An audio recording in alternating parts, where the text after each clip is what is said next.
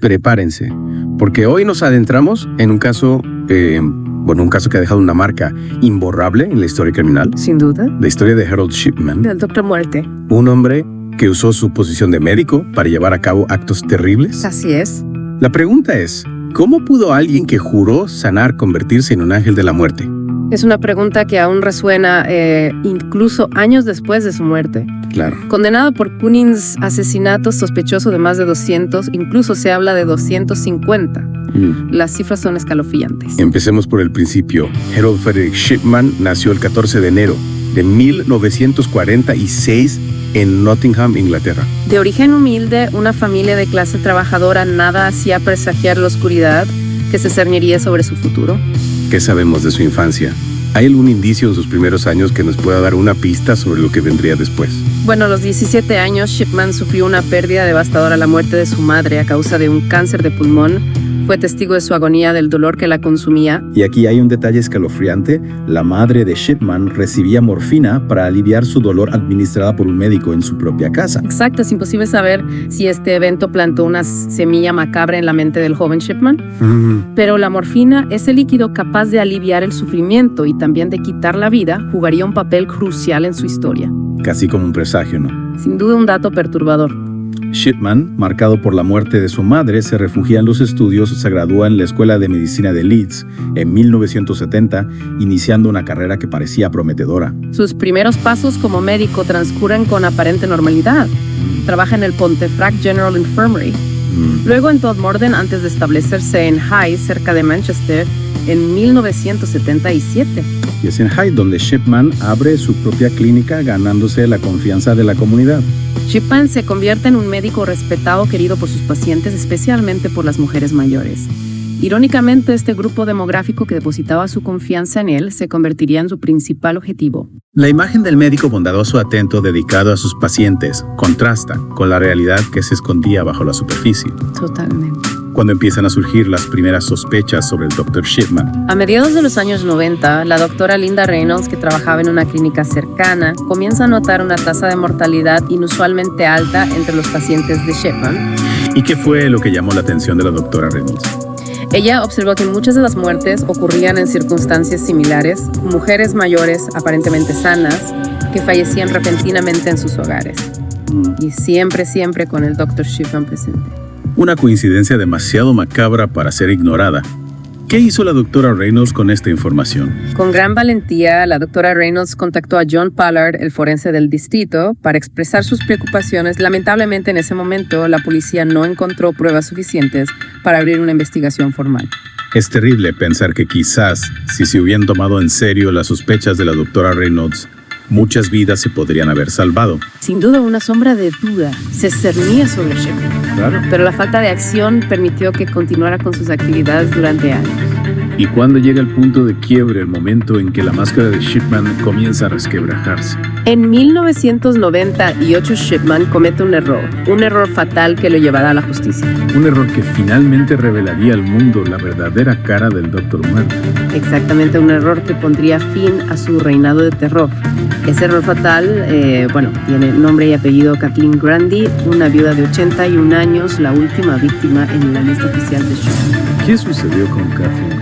Porque este caso fue la pieza clave para desenmascarar a Shipman. Kathleen Grundy era una mujer activa y saludable para su edad. El 24 de junio de 1990, y Ocho Shipman la visitó en su casa. Horas después la encontraron muerta. Shipman firmó el certificado de defunción, atribuyendo la muerte a causas naturales como en tantos otros casos. Exacto, parecía una muerte más una tragedia cotidiana, pero esta vez algo era diferente. ¿Qué fue lo que despertó las sospechas? La hija de Kathleen Grundy, Angela Woodruff, era abogada. Al revisar los documentos de su madre, se topó con algo inesperado: un Nuevo Testamento que dejaba toda la fortuna de la anciana, casi 400,000 libras esterlinas, al Dr. Shipman. Increíble. Un giro macabro del destino. Imagínate la sorpresa de Woodruff, la duda, la carcomía. Había algo más detrás de la muerte repentina de su madre. Era posible que el bondadoso Dr. Shipman estuviera involucrado en algo turbio. Con esa suma de dinero en juego, las sospechas eran inevitables. ¿Qué hizo Woodruff?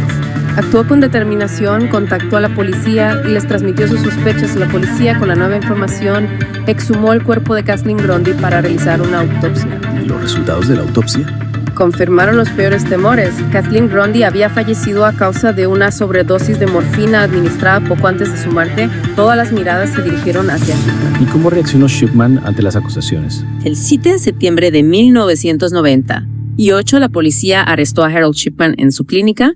La noticia conmocionó a la comunidad de Hyde. El médico respetado, el pilar de la sociedad, ahora era el principal sospechoso de asesinato. Es impactante cómo la imagen de un hombre puede cambiar de la noche a la mañana. El juicio comenzó el 5 de octubre de 1999. Shipman enfrentaba 15 cargos de asesinato, todos pacientes suyos, en su mayoría mujeres mayores. ¿Qué estrategia de defensa utilizó Shipman durante el juicio? A pesar de la abrumadora evidencia en su contra los certificados de defunción falsificados, las dosis letales de morfina, el patrón sistemático de visitas a las víctimas poco antes de sus muertes, Shipman se declaró inocente. Se negó a dar explicaciones. Mantuvo un silencio casi impenetrable durante todo el proceso, se negaba a explicar sus acciones, a mostrar algún tipo de remordimiento. Su silencio solo aumentaba la sensación de misterio y horror que rodeaba el caso. Es como si se hubiera encerrado en una fortaleza de silencio, negándose a revelar sus motivos. El juicio se convirtió en un desfile de dolor y horror. Los familiares de las víctimas relataron historias desgarradoras llenas de impotencia y dolor. La sombra de Shipman se extendía sobre la sala del tribunal, fría e implacable. ¿Cuál fue el veredicto del jurado? Tras 6 días de deliberación, el jurado lo declaró culpable de los 15 cargos de asesinato. El juez lo condenó a 15 cadenas perpetuas consecutivas, recomendando que nunca fuera puesto en libertad. El 31 de enero del año 2000, la justicia británica pronunció su sentencia. Harold Shipman, el Doctor Muerte, pagaría por sus crímenes, pero el misterio continuaba. ¿Qué lo había llevado a cometer tales atrocidades? Esa pregunta resonaba en la mente de todos. Sed de poder, un complejo de Dios, un placer sádico en infligir la muerte. Las teorías se multiplicaban, pero ninguna parecía abarcar la complejidad de la mente de Shipman. Y mientras tanto, Shipman, encerrado en prisión, continuaba guardando silencio, negándose a ofrecer alguna respuesta. Exactamente. El misterio se profundizaba con cada día que pasaba. Shipman fue encarcelado en la prisión de Wakefield, un lugar frío y sombrío que parecía reflejar la oscuridad de su alma. Y allí, tras las rejas, el silencio de Shipman se volvió aún más ensordecedor. Se negaba a colaborar con las autoridades, a dar explicaciones, a mostrar algún tipo de remordimiento. Es increíble cómo se aferró a ese silencio hasta el final. ¿Crees que realmente no sentía remordimiento por sus actos? Es difícil saberlo con certeza. Algunos expertos creen que Shipman sufría de una psicopatía, una condición que se caracteriza por la falta de empatía y remordimiento. Otros sugieren que su silencio era una forma de control, una última muestra de poder sobre las vidas que había destruido. Sea cual sea la razón, ese silencio solo aumentaba la angustia de los familiares de las víctimas. Se les había arrebatado a sus seres queridos y ahora se les negaba la posibilidad de obtener respuestas, de encontrar un cierre.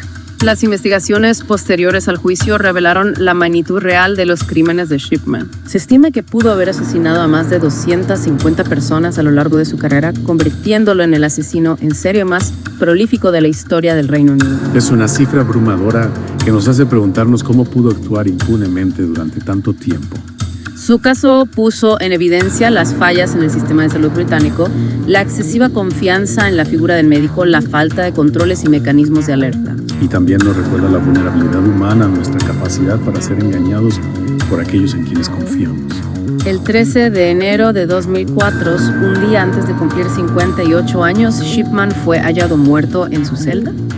Se había ahorcado con sábanas atadas a las rejas de la ventana. Un final trágico que nos deja con más preguntas que respuestas. Su suicidio, un acto final de control de negación a enfrentar las consecuencias de sus actos, generó una reacción mixta en la sociedad británica. Algunos tabloides, con una falta de sensibilidad escalofriante, celebraron su muerte. Recuerdo esos titulares sensacionalistas que parecían olvidar el dolor de las víctimas y sus familias. Pero para la mayoría, la muerte de Shipman no trajo consuelo, sino más dolor, más frustración. Se les arrebató la posibilidad de confrontarlo, de exigirle respuestas, de ver en sus ojos algún atisbo de arrepentimiento. El legado de Harold Shipman, el Doctor Muerte, va más allá del horror de sus crímenes.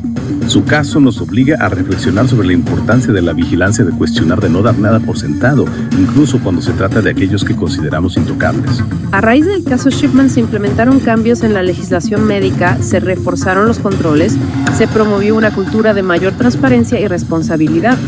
Medidas necesarias para evitar que una tragedia de esta magnitud vuelva a ocurrir. Pero la sombra de Shipman aún se cierne sobre la profesión médica, un recordatorio constante de la fragilidad de la confianza y la capacidad del mal para ocultarse tras una fachada de respetabilidad. El caso de Harold Shipman es una historia de horror, engaño y pérdida, una historia que nos recuerda la importancia de la verdad y la justicia, y la memoria. Nunca debemos olvidar a las víctimas ni dejar de buscar respuestas a las preguntas que aún nos atormentan. Y quizás lo más importante es recordar que la confianza, aunque esencial en la relación médico-paciente, no debe ser ciega.